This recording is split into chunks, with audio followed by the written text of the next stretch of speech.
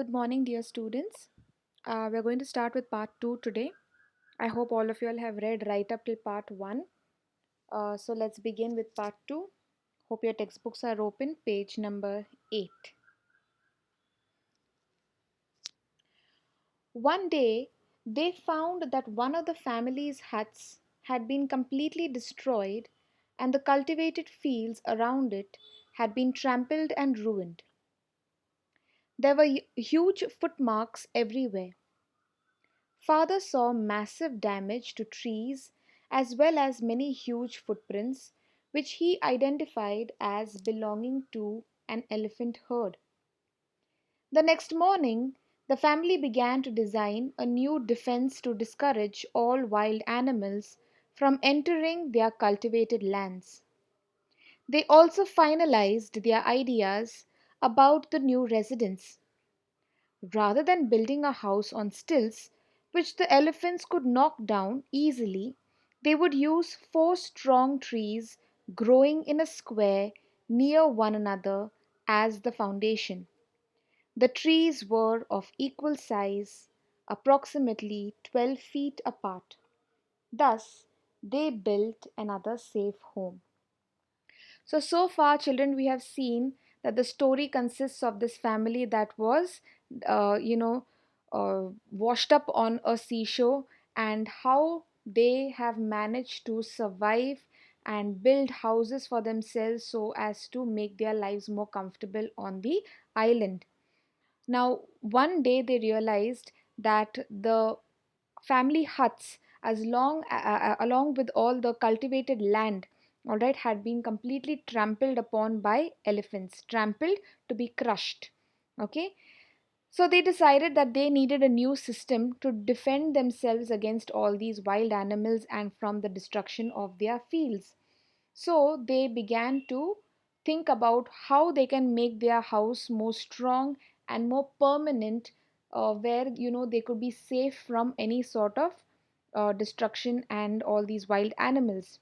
So they realized that instead of making a house on stilts, stilts is nothing but long poles. Now these poles could be easily be destroyed by an animal walking straight through it. So they decided, or they looked around, they explored the island, and they realized that there were these four trees that were growing very close to one another, and they were of the same height. So it was easy for them to build a foundation using those four trees. Okay, let's move on to the next paragraph. 10 years passed, and the young boys were now young men, and their parents were very proud. They called the island New Switzerland. Many adventures occurred over the years. On the shore of another island, Fritz had knocked down an albatross which was threatening to attack him and found a rag tied to the large bird's leg. On the rag was a message that an Englishwoman had been stranded on the smoking rock. Fritz had no idea how old the message was. His father suggested that smoking rock sounded like a reference to a volcano. Since there were no volcanoes in the vicinity, the bird might have come from hundreds of miles away. However, Fritz felt that someone needed his help, and he was determined to do his best to find the sender.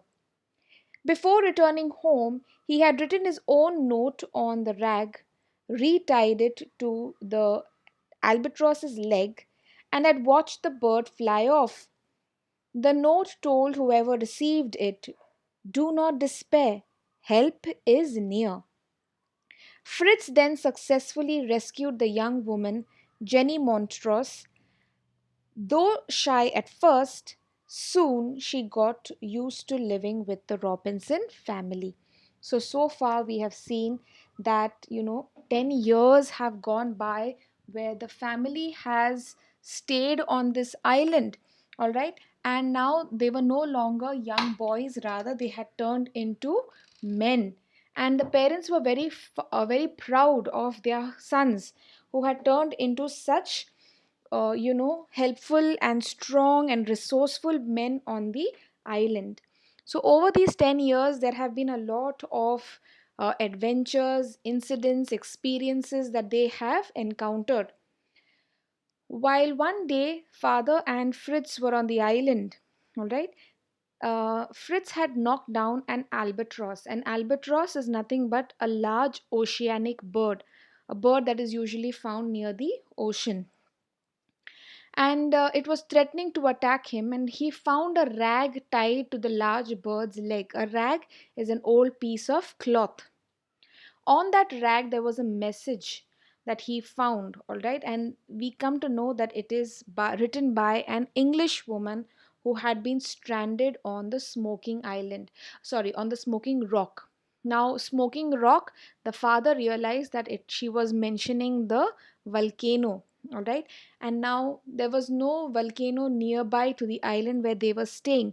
So the father realized that the albatross might have, flown a long distance to finally come and be met with Fritz and the father.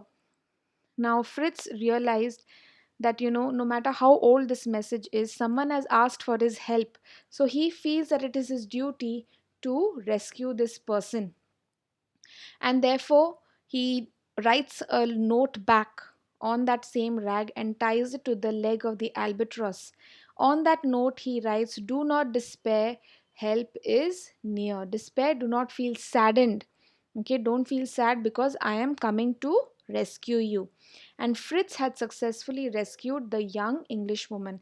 Her name is Jenny Montrose. All right. At first, obviously, she was a little shy because she did not know the family, but soon she got used to living with the Robinson family. Vicinity nearby. One day they saw a ship which had laid anchor. An encampment had been set up on one of the smaller islands. After checking the people through their spyglass, Fritz and his father decided to announce themselves after they had returned home and cleaned it up. They did not want the crew to think they were savages. The next day, Fritz and his father met the captain and told him their own history as well as Jenny's. To everyone's surprise, it had been Jenny's father who had inspired the captain's search. He believed his daughter was still alive after 3 years. The captain had decided to attempt to find her. With a burst of celebration, the family, passengers, and crew of the British vessel headed towards New Switzerland. Everyone was amazed by the prosperity and good health of the survivors.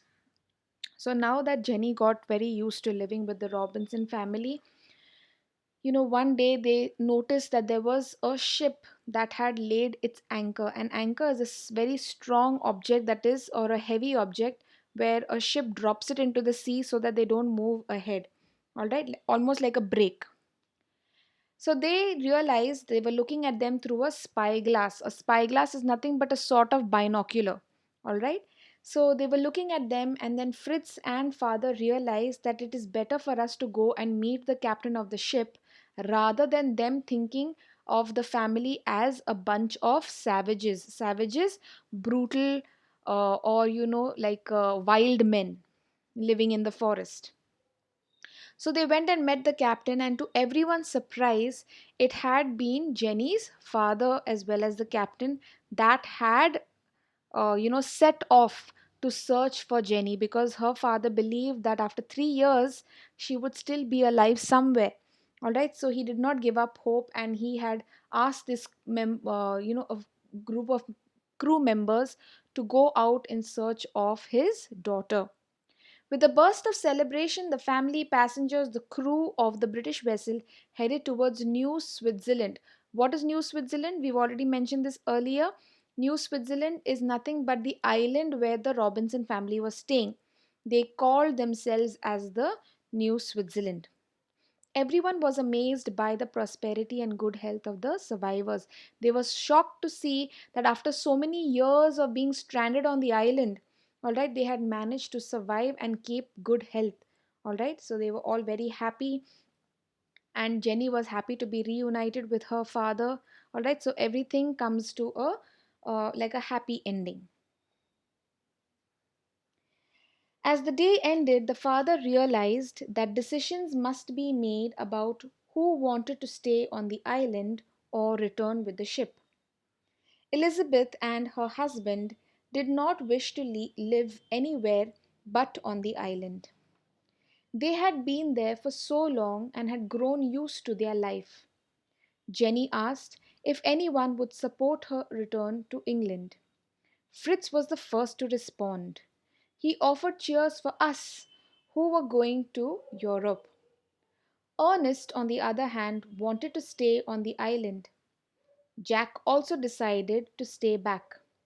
Franz, the youngest boy, decided to join Fritz in leaving. Franz wanted a chance to receive an academic education.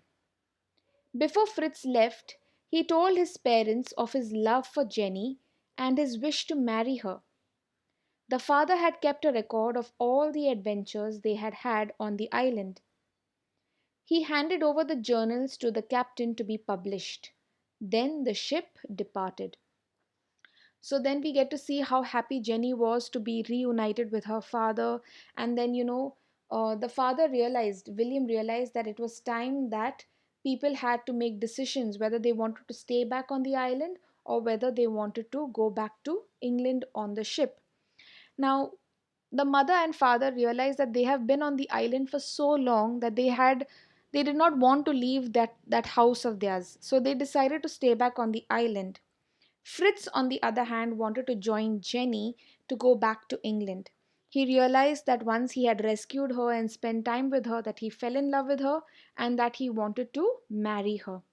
The other two brothers that were there, that is, um, we have only Franz that decided that he wanted to join Fritz going back to England because he wanted to get an academic education. The other two boys, that is Ernest and Jack, realized that life is very good on the island and they would want to stay back on the island itself. The father, however, had kept certain records. He had written down all his adventures that they had had on the island, and he gave it to the captain and said, when you go back, please publish this so that people know about the adventures that they have had, managed to survive with the very little resources which they had. And then towards the end we see that the ship departed to leave. So we see that towards the end, after all the adventures that the family has had, we come to a very nice happy ending where everyone's happy with one another's decisions. All right, and we also come to know about all the various adventures that they had, the struggles that they faced, and how they overcame all of this with whatever small little resources that they had. So with that, class, we have come to the end of our lesson. I hope all of you all enjoyed the lesson. It's a very sweet, very family oriented story. All right, there are a lot of movies, there are a lot of videos that are available on YouTube. Please go and check them out. Now, when you come to your workshop class, there is something known as compound words. Compound words are nothing but two words which have separate meanings, and when you put them together, you have a new meaning. For example, you have blackboard. Black has a separate meaning, board has a separate meaning, but when they come together, they have a new meaning altogether. All right, so I want you all to solve that question number 1 in your textbook itself. Now, question number 2 is very, very important when it comes in terms of your question paper. How to use a particular word as a noun and as a verb in a sentence. You need to make sure that the word that you are using performs the function of a noun or performs the function of a verb. You'll already know what a noun is, you'll already know what a verb is. All right, I've given you one small example over there. Travel. Travel as a noun. I need to get a travel bag for the trip. A travel bag is performing the function of a noun. What kind of bag do you want? A travel bag. While as when you're using it as a verb, I travel by bus.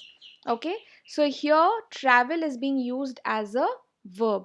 So similarly, I want all of you all to do the remaining of the exercise. And also question number 4 and 5. Please try and solve this in your classwork books. All right. And with this, we come to the end of our lesson. Thank you and have a nice day.